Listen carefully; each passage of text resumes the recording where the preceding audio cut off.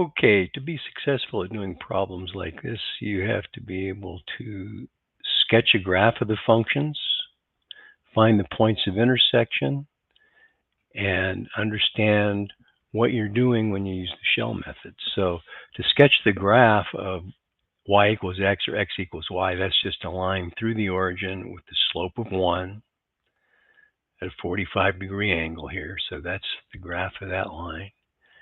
X equals y squared is the parent function for a parabola with vertex at the origin opening to the right. So this minus 2 here causes a vertical shift up 2, and that's why the new vertex is at 0, 2, but it's still a parabola opening to the right. And to find the points of intersection, we just want to use the substitution method, set this y equal to this expression here, or since they both equal x, they equal each other. And there's the points of intersection right there, 1, 1, and 4, 4. To use the shell method, here's what you need to know. A typical shell is parallel to the axis of revolution. And the average radius is the distance from the axis of revolution to the center of a typical shell. How can we find the height of this? This green segment is a typical shell. If you go to Desmos on the link to this graph, you're going to be able to slide this point and see the shell moving to different locations. But a formula for the height of that shell is, since it's a horizontal strip, it's the x-coordinate at the right minus the x-coordinate at the left. That's what this is right here. It's the height of that shell.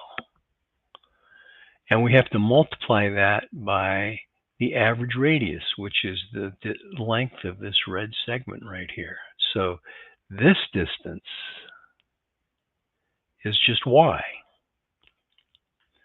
And so the y-coordinate of this point is y.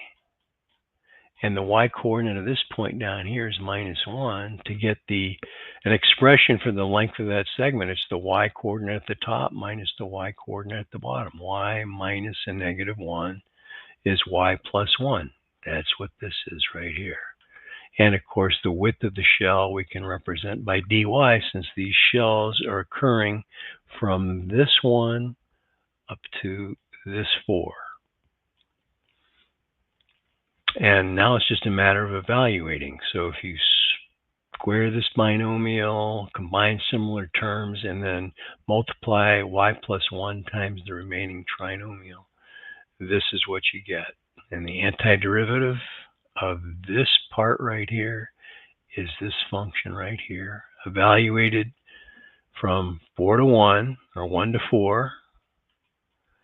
F of 4, big F of 4 minus big F of 1 is 63/4, it turns out.